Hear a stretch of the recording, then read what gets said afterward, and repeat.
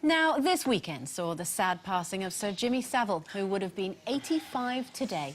Since then, many interviews have been published which have given an insight into the man who lived the bachelor life, and one in particular touches on just why he never married. He says, being the youngest of 7 children, he witnessed not only the excitement of when his siblings married, but also the crushing disappointment when their marriages turned sour soon after. It was this that led him to believe that marriage just wasn't going to be for him. But have negative marriages that you've witnessed around you, has that sullied your experience of the institution of marriage?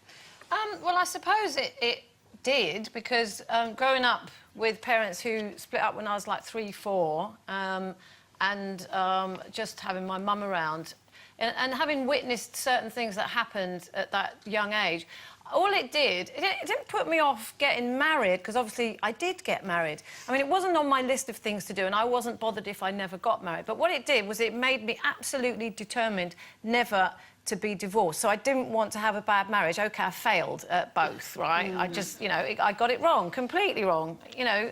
And that was a horrible mistake that I made, and I never, ever want to do that again. But that was what I always used to think. I don't want to go through what my mum went through with her divorce. It went on for years. In those days, it used to take, like, 15 years to get a divorce.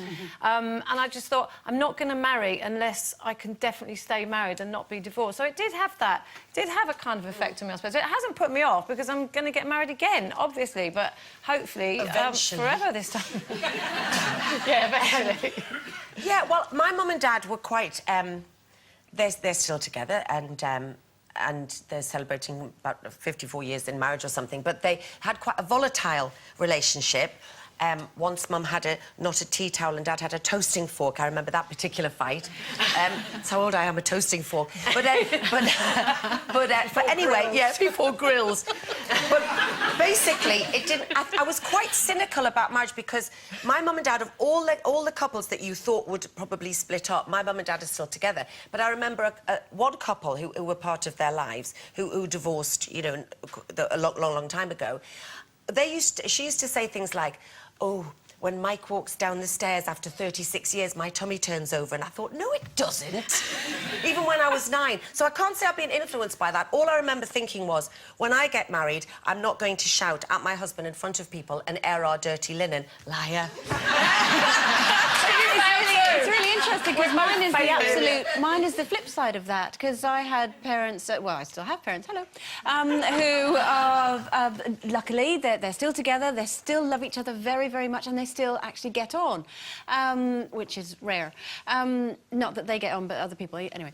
And living up to that was very difficult, and I was the same as you, Carol. I felt like I'd failed, because my first marriage didn't live up to that. So actually having perfection to live up to can be just as difficult as seeing have what your parents had.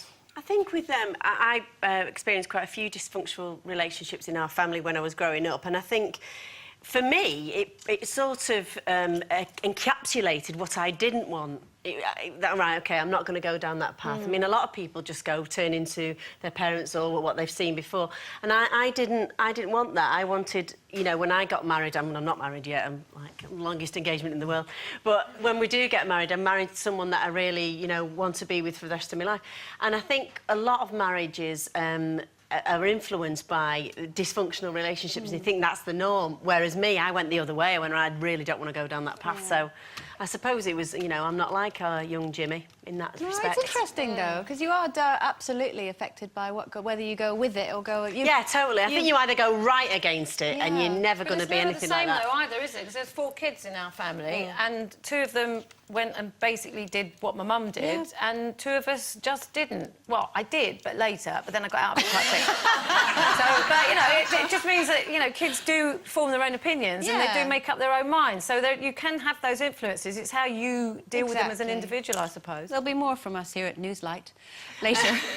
Time for one last break, then we are upping the glamour stakes as we are joined by Amanda Donohoe. Back in a bit.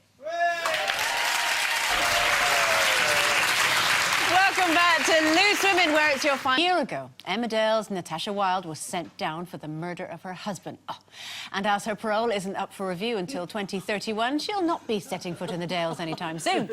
Thankfully, the actress who played her is free as a bird and currently treading the boards, proving her star quality in a Noel Coward classic. Here to tell us more, it's Amanda Donohoe. Woo!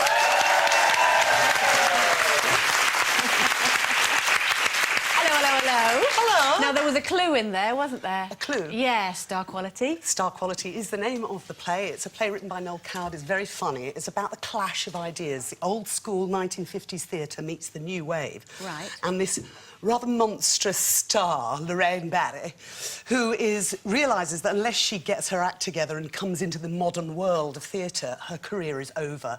But she doesn't quite know, she doesn't quite get it, and she doesn't quite understand that the artifice of the old-type theatre is no longer acceptable.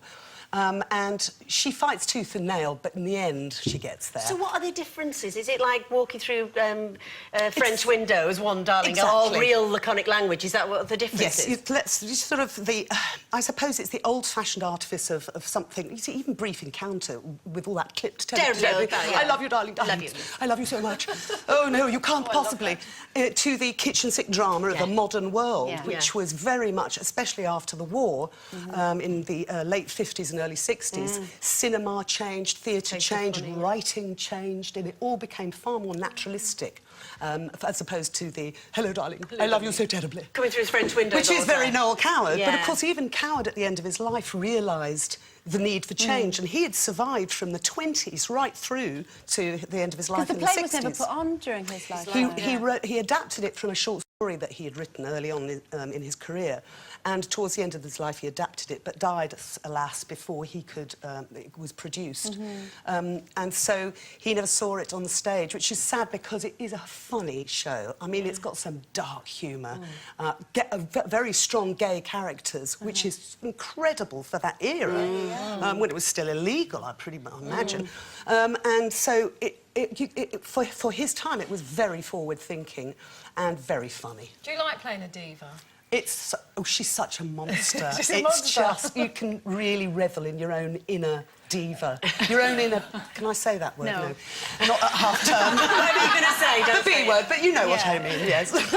Without guilt. With no You can guilt, because express- it's expected of me. And in fact, sometimes it's like, go a bit further with it, go a bit further. Are you loving being So, back on stage, Amanda? I love it. I have to say that the techniques are so different, and of course, if you're doing a long run, you get the chance to really develop it and to really find out what's going on, which of course you don't, as you know. Well, I know with a TV. predominantly TV career, it's Exactly. just you Yeah, just you fast need to and be waiting curious. around, isn't it? Yeah. Absolutely. But also, you know, Emmerdale, it's a really hard slog. They're long hours, there's lots of standing around in the very, very cold freezing cold, on yeah. set. And yet people say that theatre's a very difficult genre as well. How have you found it going from It's one back to the interesting other? because trying to learn the dialogue, because normally we in our brains take the shortest route to tell the story, to make a sentence complete. Noel Coward, no. Where you can use one adjective, he'll use 17, and the flourish, which is part of the joy of playing it, obviously.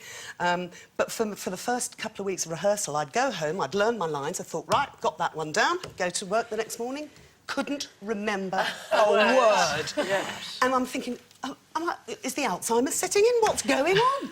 And I thought, and then of course we sat down and had a chat about it, and it was because in soap and in telly, you learn a scene and you forget it. You have to. Sure, You it's a have to memory move, muscle, isn't it? absolutely. Yeah. And so I then had to redevelop the long-term memory muscle for learning that dialogue. I'm fascinated about your time in LA because very few actresses would have gone, do you know what? I don't like it here. You're all getting on my nerves. I'm off home. And essentially that's what you did. You were very successful. I've seen you on loads of things in also- America. Oh, absolutely, and I really enjoyed I lived there for 12 years, and Yeah. I totally enjoyed my career. I also produced a couple of television films. I tried my hand at pretty much everything. Yeah. But the one thing I missed was my own country and the English sense of humour. You're I in totally my did. favourite film of all time. What's that? Liar, Liar. Oh, yeah. It's Liar, the funniest Liar, that Jim I've Carrey. watched it about 8,000 times, and I still laugh when he's in the boardroom and he calls you a... Yeah, that scene, I'm not allowed to There's say a it, fan who came outside one of the theatres the other day, and they had a picture of me and Jim Carrey, a close-up of headshots, both of us, and I've literally got his bottom lip in my clamp between my teeth. And I'll never forget that day when he said, no, I want you to bite my bottom lip and drag me across the room by my bottom lip with your teeth.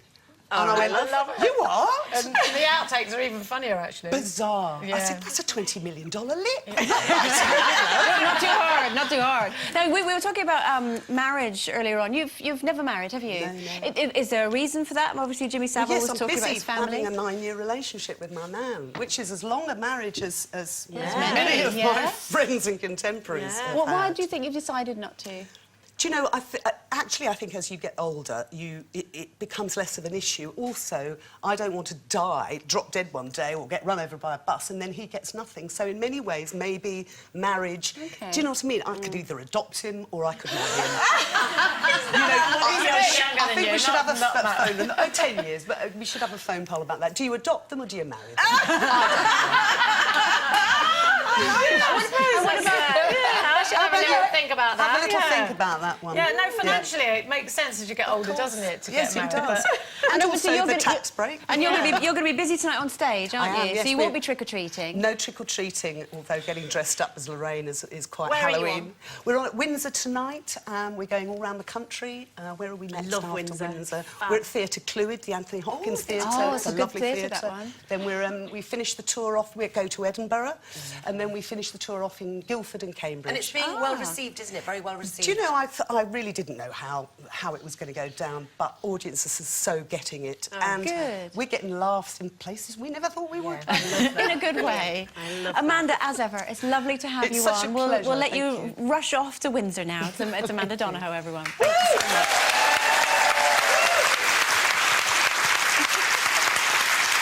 That is it for today. Join us tomorrow at 12:30 when we are joined by property guru Sarah Beanie and Hollywood actor and Moulin Rouge star John Leguizamo. Yeah, well, he'll be here. We'll see you tomorrow. Bye-bye.